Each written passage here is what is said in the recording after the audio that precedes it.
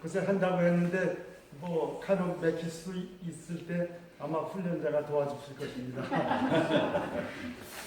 네. 그럼 시작하겠습니다. 천국 영생은 값없이 주시는 하나님의 선물입니다. 성경을 보면 하나님의 은사는 그리스도 예수 우리 주 안에 있는 영생입니다. 로마서 6장 23절에 말씀하고 있습니다. 사실 우리가 살면서 생명이 필요한 밝은 햇빛, 공기, 물 등은 다 선물로 거저받았습니다. 이와 같이 천국 영생도 하나님이 우리에게 값없이 선물로 주신다는 것입니다. 그러므로 천국은 돈이나 공로나 자격으로 얻는 것이 아닙니다.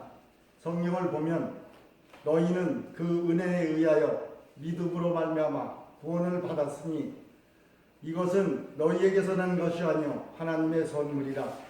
행위에서 난 것이 아니니 이는 누구든지 자랑하지 못하게 함이라 하고 에베소서 2장 8절과 9절에 말씀하고 있습니다. 그렇다면 예수님은 왜 천국 영생을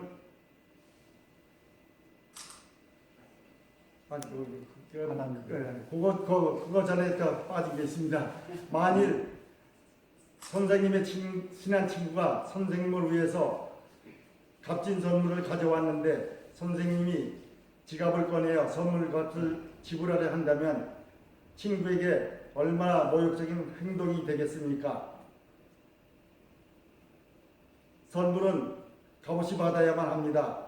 단 한 푼이라도 지불한다면 그것은 더 이상 선물이 아니지요. 천국 영생도 이와 마찬가지입니다. 그렇다면 하나님은 왜 천국 영생을 선물로 주셔야만 할까요? 그것은 성경이 인간에 대해서 말씀하고 있는 것을 이해할 때 좀 더 분명히 알 수 있습니다. 다음은 인간입니다. 인간은 죄인입니다. 성경을 보면 모든 사람이 죄를 범하였음에 하나님의 영광에 이르지 못하더니 라고 로마서 3장 23절에 말씀하고 있습니다. 흔히 죄라고 하면 강도나 살인, 도둑질, 간음 등을 생각하지요. 그러나 성경에서는 죄를 이렇게 정의하고 있습니다. 남을 속이거나 화를 내는 것처럼 하지 말아야 할 일을 하는 것도 죄이지만 부모를 공경하지 않거나 이웃을 내 몸과 같이 사랑하지 않는 것처럼 해야 할 일을 하지 않는 것도 역시 죄입니다. 또한 죄는 행동으로만 짓는 것이 아니라 교만, 정욕, 미움, 탐심, 시기, 질투, 거짓말처럼 마음속에 품고 있는 생각과 말로도 짓게 되지요. 무엇보다도 하나님으로 믿지 않는 것이 가장 큰 죄라고 성경은 말씀하고 있습니다. 이런 기준으로 볼 때 선생님은 하루에 몇 번 정도 죄를 짓는다고 생각하세요? 그렇다면 하루에 수십 번도 더 죄를 짓는 것 같아요. 물론 저도 그래요. 사실 우리는 자신도 모르게 많은 죄를 짓고 살지요. 예를 들어 어떤 사람이 하루에 10번이나 5번, 아니 단지 3번만 죄를 짓는다고 생각해 봅시다. 이런 사람은 걸어다니는 천사라고 말할 수 있을 것입니다. 이처럼 선한 사람이라 할지라도 하루에 3번이면 한 달에 1년에 1000번 이상 90평생을 산다면 9만 번 이상의 죄를 짓게 되지요.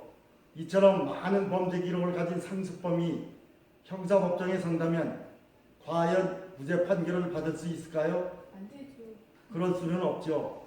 이 세상에서 자신은 죄인이 아니라고 주장할 수 있는 사람은 아무도 없어요. 그러므로 죄인은 자신을 구원할 수 없습니다. 성경을 보면 하나님은 하늘에 계신 너희 아버지의 온전하신 것 같이 너희도 온전하라. 우리가 선행으로 천국에 들어가기를 원한다면 하나님의 표준에 도달해야 돼요. 하나님의 표준은 온전하라는 것이에요. 그러나 이 세상에서 하나님의 표준에 도달할 수 있는 사람은 단 한 사람도 없어요. 만일 제가 만일 선생님에게 싱싱한 계란 5개에 썩은 계란 하나를 섞어서 요리를 해준다면 그것을 기쁘게 드실 수 있을까요? 아니요, 먹을 수 없어요. 네, 그래요. 그것을 기쁘게 먹을 사람은 아무도 없어요. 이처럼 조금이라도 부패한 생각과 행위가 있는 한 온전하신 하나님은 결코 우리를 기쁘게 받으실 수 없습니다. 성경을 보면 모든 율법을 지키다가 그 하나를 범하면 모두 범한 자가 되나니라고 야고보서 2장 10절에 말씀하고 있습니다.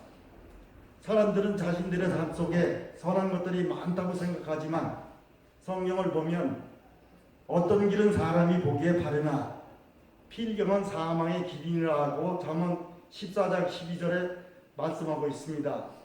이제 왜 우리가 자신의 선행으로 천국에 들어갈 수 없는지 그 이유를 아시겠죠? 네.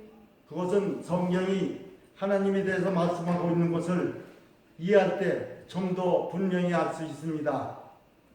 다음은 하나님입니다. 하나님은 자비로우셔서 우리를 벌하시는 것을 원치 않으십니다.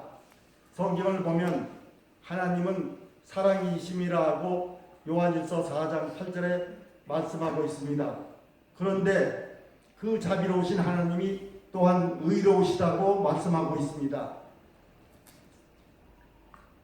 성경을 보면 그 의로우신 하나님이 또한 의로우신 하나님은 우리를 반드시 벌하셔야만 합니다. 성경을 보면 벌을 면제하지 아니하고 보응하리라 하고 출애굽기 34장 7절에 말씀하고 있습니다. 어떤 무장강도가 은행을 털다가 현장에서 붙잡혔습니다. 그 강도는 아무도 해치지 않았고 돈도 다 돌려주었습니다. 그렇다고 해서 판사가 그 강도를 풀어준다면 그를 공의로운 판사라고 말할 수는 없겠지요. 이 세상의 판사도 법의 기준 때문에 범법자를 벌해야 한다면 하물며 의로우시고 거룩하신 하나님은 얼마나 더 우리 죄를 벌하셔야만 할까요?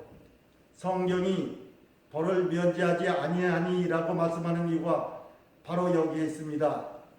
하나님은 의로우시기 때문에 하나님은 자비로우시기 때문에 우리를 벌하시는 것을 원치 않으시지만 하나님은 또한 의로우시기 때문에 우리 죄를 반드시 벌하셔야만 합니다. 이 문제를 해결하기 위해서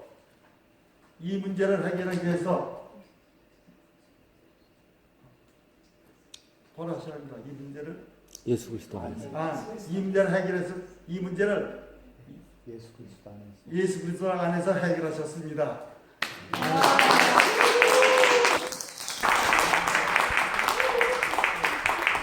그리스도 다음에 하겠습니다.